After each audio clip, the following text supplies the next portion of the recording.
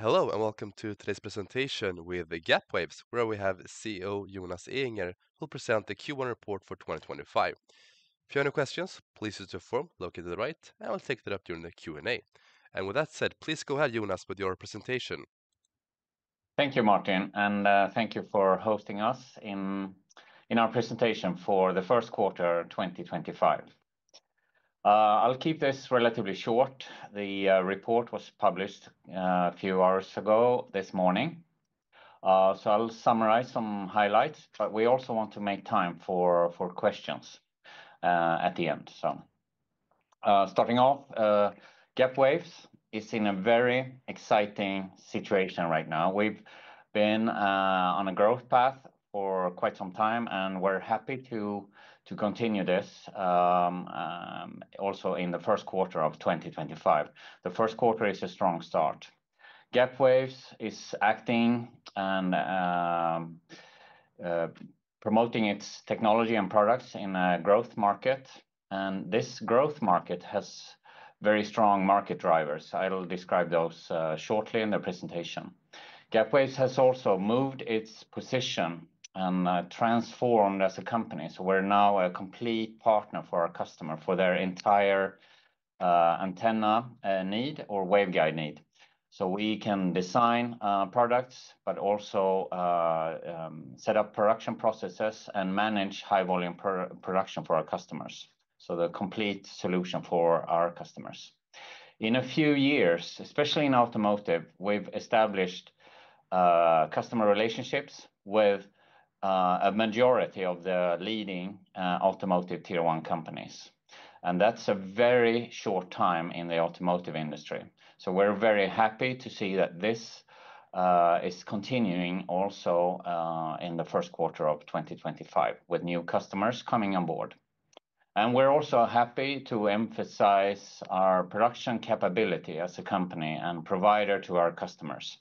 One step was announced last year with a flex line or pilot line here in Gothenburg, but this year will be very transformative as we also start up a high volume production for one of our customers.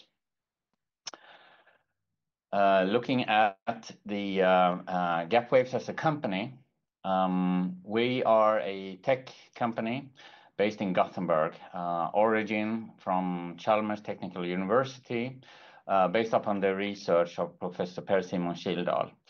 And we have a unique waveguide technology, which is well patented, but also well documented in technical and research papers since many years, several decades. What we mostly do is to transform this technology into antenna products for our customers.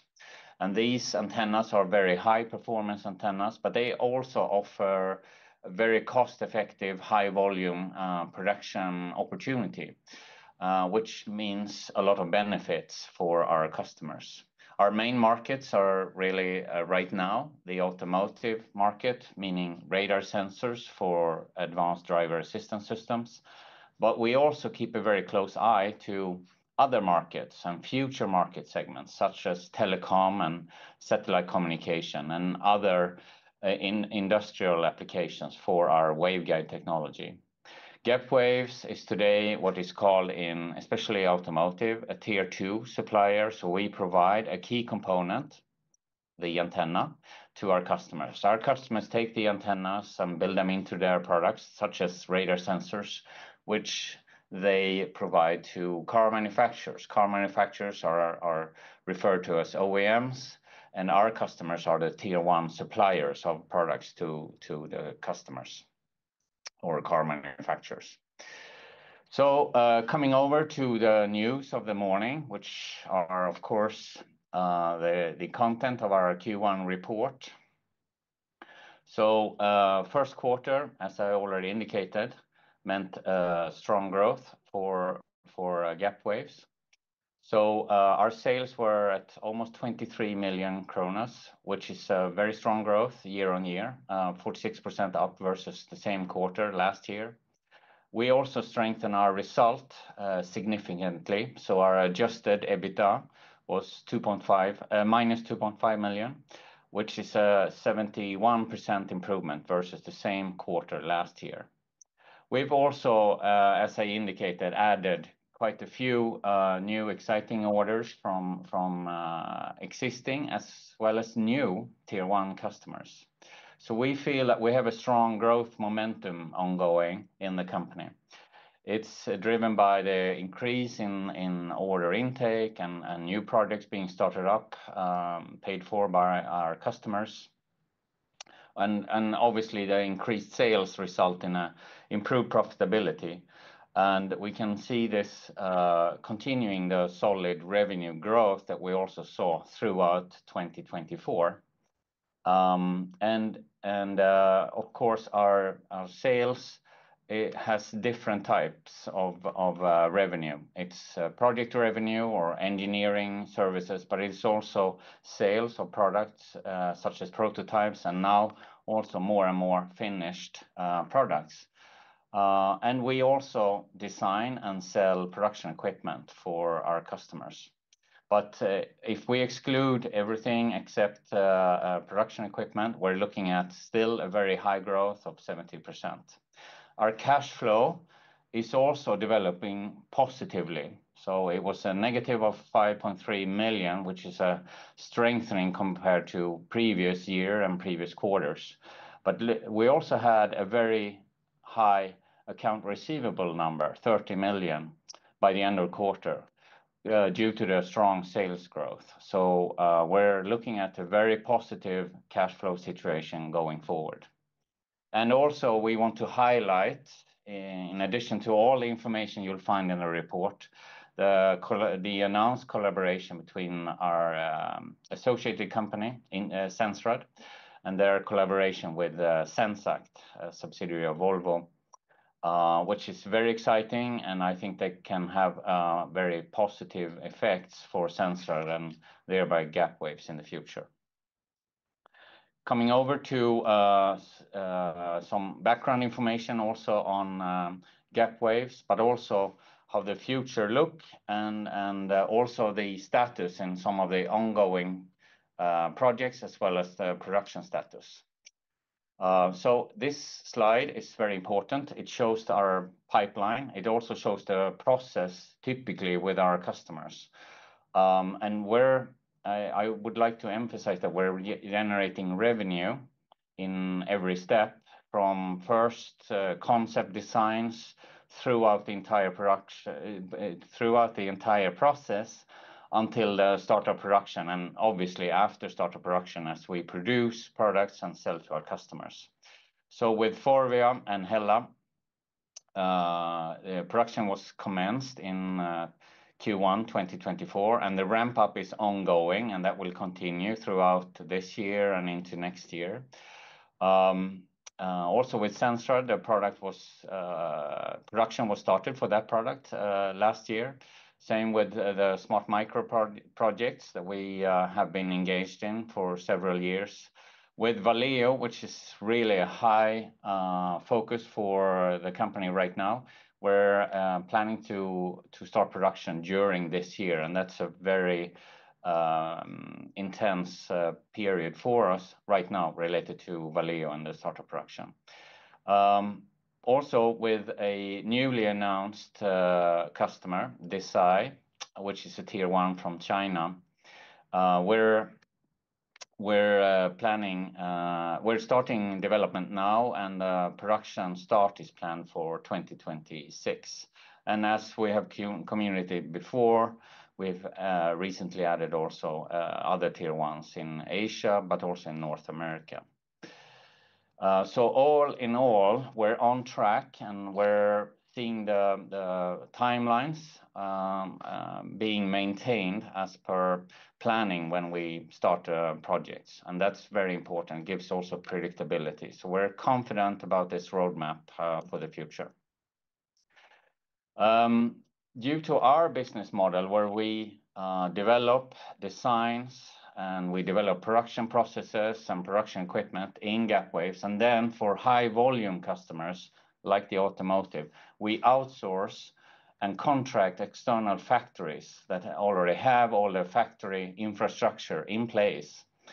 We are a very flexible, we have a very flexible approach that allows us to set up production in the regions where customers need it to be. For Chinese customers, we can do it in China. For European customers, we can do it in Europe, and we're well on track to have a production supply chain set up in Europe, but we can also set it up in other markets like the US. And in today's world, where we see more and more regionalization due to tariffs, etc., this will be a very important factor and a strength for Gapwaves going forward to our customers. This approach has been received quite positively by our customers, and I think it's very well timed also given the current discussions between the different strong economical regions. Looking at the market potential, our market is not driven by nice to haves. There are very strong market drivers in our market that will drive our market in a positive way to strong growth regardless of tariffs. And that's because there are technical regulations on what frequencies that can be used, and higher frequencies require new antenna technology, such as Gapwaves. Another very strong driver are the legal requirements on cars and the active safety demands that cars need to fulfill. And they require better sensors, they require radar sensors and also other sensors to comply with these requirements. And these requirements will be there regardless of tariffs and trade politics between countries and regions. So we're confident, as well as our customers and their customers, about continued growth in this segment. And we still see the growth as predicted in various market surveys of around 25% annually in the number of radar sensors being put into cars. We've shown also this before, that we design antennas for different types of radar sensors. So we have projects ongoing in all of these segments, and this is just an indication of the volumes per customer or per contract that we're talking about.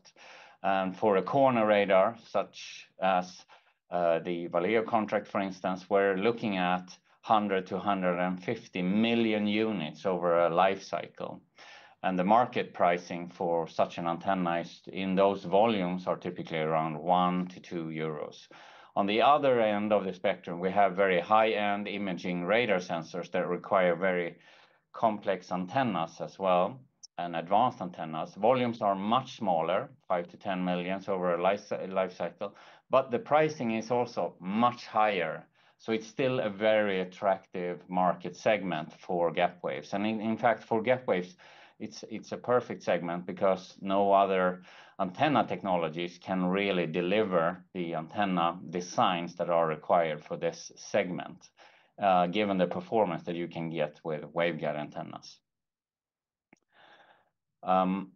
So all in all, we think that there is a very strong market situation for Gapwave and waveguide antennas, and that market transformation has just started. We're only in the beginning. A large majority of radar sensors in cars today on the roads are legacy sensors, so they use older technology. And now, as you can see from previous slides, more and more customers are switching to waveguide antennas for their future radar sensor generations. So we're very well positioned for continued growth going forward in Gapwaves. And that finishes my short presentation. Now we would like to have some time for questions from viewers, and also questions that have been sent in before. Thank you so much. Thank you very much, Jonas. And yes, let's open up the Q&A here. We'll start with the first one. How much do you expect the tariffs to impact the Gapwaves and also your customers? There will be an impact, like for everyone, meaning driving up costs. Tariffs is essentially a tax on products. So But when we sell to our customers, that they will have to comply with whatever tariffs we will see in the end. But for us, as I mentioned in our presentation, the market drivers, the fundamentals such as technical regulation and also legal requirements on cars and the safety features, they will be there regardless. So this is a must-have in any case, regardless of the tariffs. But of course, if tariffs are causing economical downturn or challenging environment, etc., that could cause delays or trying to postpone certain investment decisions. But car manufacturers will regardless have to develop new cars and new models with upgraded features that comply with technical and legal requirements to be allowed to be driven on the road. So fundamentally, it doesn't really change. But of course, we understand that the economical climate can have a certain impact or making things slower for some of our customers. But I also want to highlight that Gapwaves is active in all regions and with customers in all major regions. And essentially, the number of cars will likely be the same or slightly growing. So that means other car manufacturers will sell cars if one doesn't do it. And they all have to use the same, comply with the same regulations. So I know it's a rather long answer, but short term, there may be some impact on some customers, while other customers will have less impact. So we don't see an immediate effect. And long term and fundamentally, this market will need radar sensors using waveguide antennas regardless. Thank you, Jonas, for that answer. Automotive is exposed to tariffs. How are you mitigating this? Are you looking more actively into other segments? And how about defense?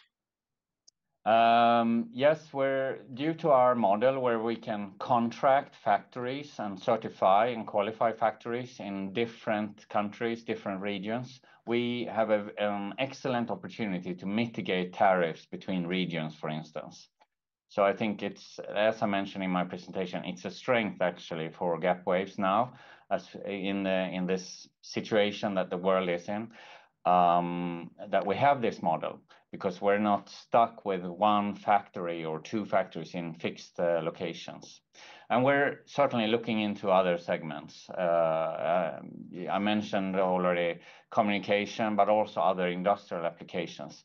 Defense has not really shown so far a strong interest in utilizing our technology. Their radar needs are different, but certainly we would be open to discussing that. I think from an antenna perspective, it would probably be our customers that address defense applications. But I suspect that in defense, you would have a interest in autonomous vehicles of different kinds, etc. And that will be an application that will be really interesting also for Gapwaves and its customers. How has the sentiment been in mobility this quarter? Is there any progress? Yes, there are some very strong players making progress. I think anyone that follows Waymo, for instance, and Wakey from the UK can see that they're making quite rapid progress and they're expanding their rollout pace in terms of autonomous vehicles. So that segment has continued to develop positively compared to the last few years. And we think that will continue. Thank you. And you just announced an order from DCSV with a limited order value. How are discussions going around a long-term contract, given the risk that a Chinese company may copy the technique? And how do you ensure that proprietary technology remains secure? Let's start with the last two questions. With our technology, it's not a problem to kind of copy the actual antenna. Anyone can buy a car and take it into pieces and take things apart and try to copy things inside the hardware inside. The design of the antennas is a know-how topic, and that's not something you can copy just from looking at the antenna. These antennas are very complex to design, and it's a unique competence of Gapwaves. Even if you are used to designing traditional waveguide antennas, you cannot transfer that know-how and approach to Gapwaves type of waveguide antenna. So we're feeling quite confident, but obviously there is a risk that companies can buy a car or radar sensors and take them apart and try to copy. But the production process is not trivial, and that combined with the complex or very know-how intensive design and the competence that is required, we don't think it's a risk that would deter us from going to China, for instance, and working with Chinese customers. In terms of Desai, and the first part of the question, with Desai, which is a tier one from China, I think they were started in 1984, so it's one of the older companies. They're very well respected also outside China. The start of this project and this collaboration is very similar to what we have seen from other tier ones in Europe, etc. So it's first few steps in a antenna design with the concept and prototypes, etc. So this is exactly how all the other projects have started with the automotive tier one. So we're feeling quite confident that this is the start of a long-term relationship that will result in a large volume production contract also. Thank you, Jonas. Is the production for Hella and Smart Micro on track? And when will we see a significant revenue? Yes, they are on track. Now Smart Micro is on a very different scale compared to Hella, because Hella is for automotive radars, so volumes are going to be very big. But they are both on track, and like I mentioned in my presentation, Hella is still in the ramp-up phase that will continue until next year. But there will be a very strong growth in terms of volume for the Hella production this year as well, and that's something we're expecting next year as well also.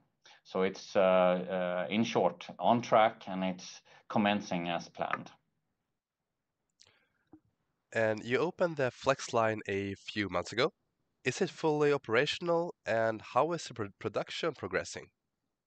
Yes, it's fully operational, and we're producing antennas there, both prototypes and serial versions, like for Sensrad and Smart Micro, for instance. Now, the major topic that we have, or major priority right now, is to commence production in our pilot line for Valeo, to start the ramp up and then go into high volume production in China for Valeo next year. So with the pilot line, it's up and running, and we're producing antennas there. We'll take one final question here. Can you comment on the partnership between Valeo, Mobileye, and Volkswagen? Is Gapwaves included? We cannot comment directly on exactly what type of products that will be supplied in that relationship. But Valeo is a strategic customer for Gapwaves, and Gapwaves is a strategic partner for Valeo. So I think that overall it's very positive for us that Valeo is strengthening its position in the automotive market. And start of production and deliveries is in 28. So we have a high expectation that the state-of-the-art radar sensor that Valeo has developed together with Gapwaves will be involved in supplies to Volkswagen Group. But once we have the information, we will of course confirm that to our market and investors. That's all we have time for today. Thank you very much, Jonas, for presenting the Q1 report and answering all of our questions. And thank everyone who followed this presentation. Have a great rest of the day. Thank you. Thank you.